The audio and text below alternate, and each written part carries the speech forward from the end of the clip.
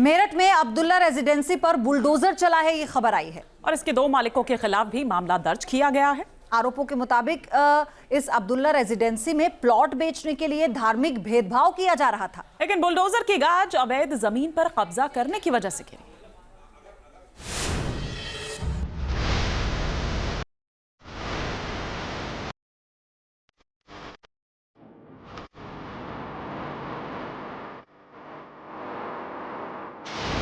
हिंदुओं को no entry वाली दीवार पर बुलडोजर चल गया। सांप्रदायिकता की दीवार को जमींदोज कर दिया गया। मेरठ के अब्दुल्ला रेजिडेंसी के खिलाफ कार्रवाई की पहली खेप शुरू हो गई है। योगी सरकार ने बुलडोजर तैनात कर धार्मिक भेदभाव और विवाद की बुनियाद पर बनने वाली इमारत की बुनियाद को दहा दिया है। बुलडोजर के जरिए अब्दुल्ला रेजिडेंसी की 307 मीटर जमीन को अवैध कब्जे से मुक्त कराया गया। दरअसल हापुड़ रोड पर बनने वाली इस सोसाइटी को लेकर कई आरोप लगाए गए थे।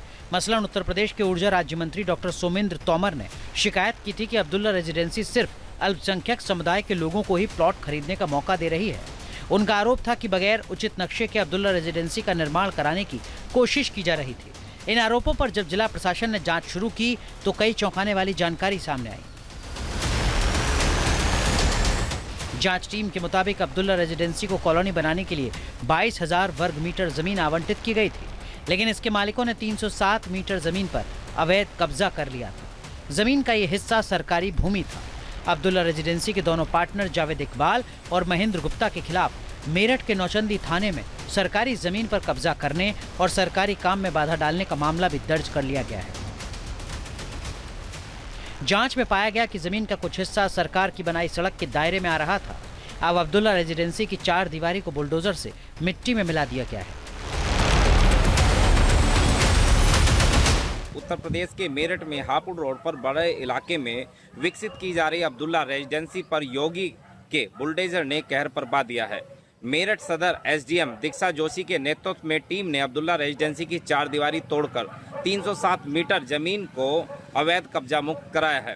अब्दुल्ला रेजिडेंसी की जमीन की ईटीएस मशीन से पैमाइश की गई थी, जिसमें आवास विकास की 307 मीटर जमीन पर अवैध कब्जा मिला था। आवास विकास अधिकारियों ने बुलडोजर से 105 मीटर लंबी 4 दीवारी को ध्वस्त कर जमीन को अवैध कब्जा मुक्त कराया।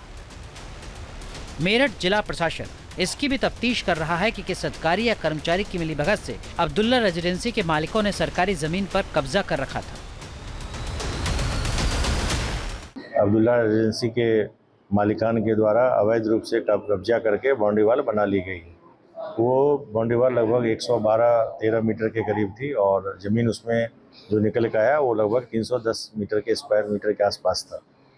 अवैध निर्माण को आवास विकास परिषद के द्वारा कल हटवा दिया गया है और जो दोषी लोग हैं उनके विरुद्ध थाना नौचंदी में सुसंगत विधिक प्रावधानों के तहत एफआईआर भी दर्ज कराई गई। सर, एनडीए में जो वहाँ के लोग थे उन्होंने इतना बड़ा निर्माण वहाँ हो गया है, कोई संज्ञान ले लिया गया उसके बाद और उन पे भी कुछ कार्रवाई की गई?